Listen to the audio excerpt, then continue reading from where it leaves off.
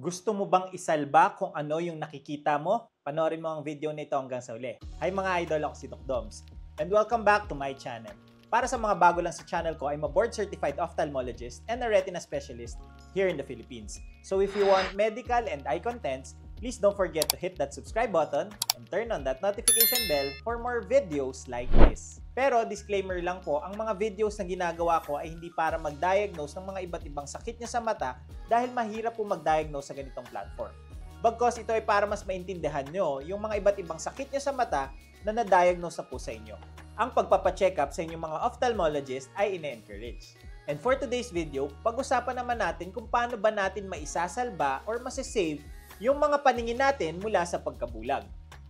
Tara, let's discuss! Ngayong buwan ng Agosto ay pinagdiriwang natin ang tinatawag na Sight Saving Month. Isa itong paalala na ang ating mga paningin ay isang kayamanan na kailangan nating ingatan, alagaan at protektahan.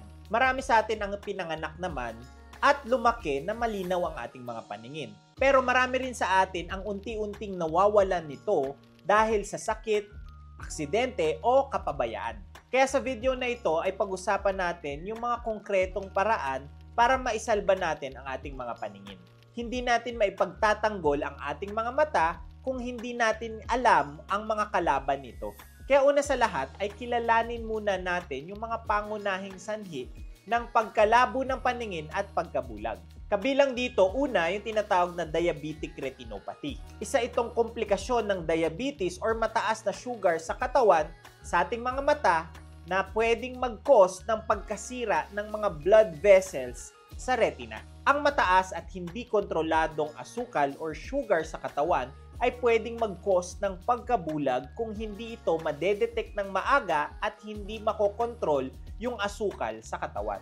May video na ako about sa sakit na ito para sa mas detalyadong discussion about diabetic retinopathy. Pangalawa naman ay yung tinatawag na katarata. Ito naman yung pag-uulap ng lente sa loob ng mata natin na madalas makita sa mga matatanda na pero pwede pa rin naman makita sa mas nakakabata. Ang pag-uulap naman nung klaro dapat na lente ng ating mga mata ay pwedeng makaharang sa ating mga paningin at mag-cause ng pagkabulag. Nagawan ko na rin pala ng video ang sakit na katarata. Next naman ay yung glaucoma. Ito ay tinatawag rin na silent thief of sight dahil unti-unti nitong sinisira ang ating mga optic nerve nang hindi natin nalalaman. Kadalasan ito ay dahil sa napakataas na pressure sa loob ng mata na nagkukos ng pagkaipit or pagkasakal ng optic nerve hanggang sa ito ay tuluyang masira na pwede rin mag-cause ng permanenteng pagkabulag. May video na rin ako about glaucoma na pwede nyo nang panoorin. Hindi rin dapat balewalain yung mga grado sa mata or tinatawag na refractive errors tulad ng myopia or nearsighted, hyperopia or farsighted at astigmatism. Hindi rin ito madalas napapansin kaagad pero kailangan madetekto ng maaga lalo na sa mga bata. Panoorin nyo na lang din yung video ko about sa refractive errors para malaman nyo kung ano-ano ang mga ito. Pwede rin mag-cause ang eye trauma or injury sa mata, pati na rin yung paggamit ng mga hindi ligtas na eye products tulad ng mga eye drops na nabibili lang online, yung mga hindi tamang paggamit ng mga contact lenses, pati na rin mga eye makeups na pwede ring makasama sa inyong mga mata. Sa mga premature babies naman ay pwede silang magkaroon ng tinatawag na retinopathy of prematurity or pagkasira ng retina nang dahil sa kulang sila sa buwan. Lalo na kung hindi sila ma-screen or ma-examine ng maaga ay pwede itong mag-lead sa pagkabulag. Panoorin nyo na lang din yung video ko about retinopathy of prematurity para mas maliwanagan kayo sa topic na ito. At sa mga madalas maarawan ng walang proteksyon ay pwede itong mag-cause ng pterygium at UV damage sa ating mga mata. Kapag hindi ito naagapan, ay pwede rin mag-cause ng pagkalabo ng paningin. Sa dami ng mga sakit na pwedeng mag-cause ng pagkalabo ng paningin at pagkabulag, ang isa sa pinaka-effective na pwedeng gawin ay ang pagkakaroon ng regular check-up sa inyong mga ophthalmologists. Karamihan kasi sa atin ay nagpapa-check up lang ng kanilang mga mata kapag nakaramdam na sila ng mga simptomas tulad ng pamumula ng mata, pananakit nito at paglabo ng paningin. Pero lagi nating tatandaan na ang ating mga mata ay isang silent na organ. Maaring nagkakaroon na ng problema sa loob nito na hindi mo naman nararamdaman. Kaya napakahalaga talaga ng regular eye check-up kahit wala kang nararamdaman nang sa ganon ay ma-detect ng maaga kung meron mang problema at magawan ng paraan ng maaga kung kinakailangan, bago pa ito lumala at maging huli na ang lahat. Sa mga bata ay bago pa man sila pumasok sa paaralan ay dapat nagkakaroon na sila ng eye check-up. Dapat ay makasiguro tayo na maayos ang kanilang mga paningin. Napaka-importante nito dahil sa mga edad na ito ay nagde-develop pa lang ng maayos ang kanilang mga paningin hanggang sa ito ay maging normal na 2020 pagdating ng 7 to 8 years old. At kung nagkaroon ng problema sa pag-develop nito ng maayos, ay pwede itong mag-lead sa malabong paningin or yung tinatawag na amblyopia or lazy eye. At ang malabong paningin na ito ay madadala na nila hanggang sa kanilang pagtanda dahil hindi na ito nag-develop ng maayos. May video na rin ako about lazy eye or amblyopia.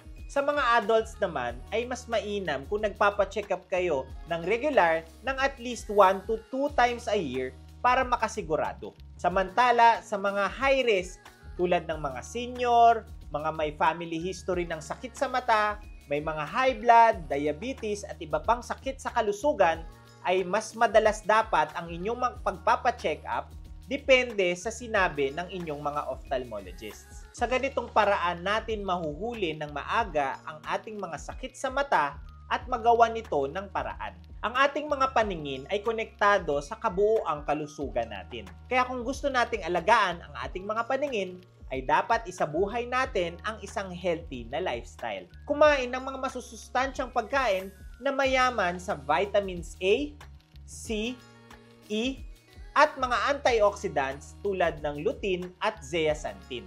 Pati ang zinc at ang omega-3 fatty acids na pwedeng makita sa mga isda ay mabuti rin at mainam para sa ating mga mata. Pangalawa ay iwasan yung mga masasamang bisyo tulad ng paninigarilyo at pag-inom ng alak ng madalas. Ang mga ito kasi ay mga risk factors na pwedeng magpataas ng tsansa na magkaroon ng mga ibang sakit sa mata. Pangatlo ay mag-ehersisyo or mag-exercise para mapanatili ang magandang sirkulasyon ng dugo sa ating mga mata. At higit sa lahat ay kontrolin din yung ibang sakit natin sa katawan tulad ng high blood, diabetes, cholesterol, at iba pa na pwedeng maka-damage ng direkta sa mga blood vessels ng mata.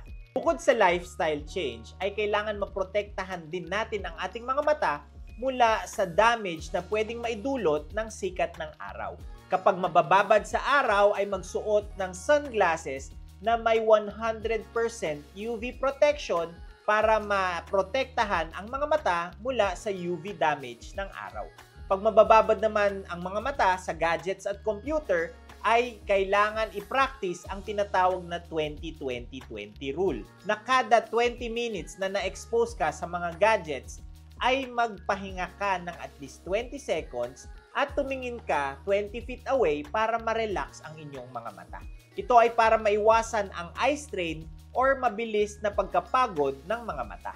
Lalo na sa mga nag-aaral or ang trabaho nila ay nasa harap ng computer ng matagal araw-araw. Makakatulong din kung iiwasan yung kusutin parate, lalo nang madiin ang inyong mga mata. Maghugas ng kamay before and after hawakan ang inyong mga mata, lalo na kung gagamit kayo ng mga eye drops. O kahit na kapag maglalagay kayo ng contact lens at makeup sa inyong mga mata.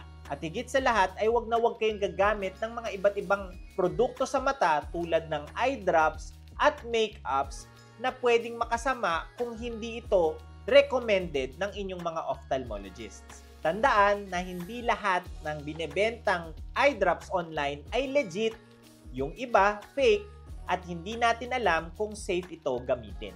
Isa ring mahalagang aspeto ng sight saving ay ang accessibility sa eye care services. Hindi lang kasi mga mayayaman ang may karapatan na makakita ng malinaw. Sa Pilipinas ay may mga government hospitals tayo na pwedeng tumulong sa ating mga problema pagdating sa mata na less ang gastos o di kaya pwedeng libre ang operasyon. Meron ding mga medical missions mula sa DOH at mga LGUs na pwede tayong pumunta para makalibre ng konsulta.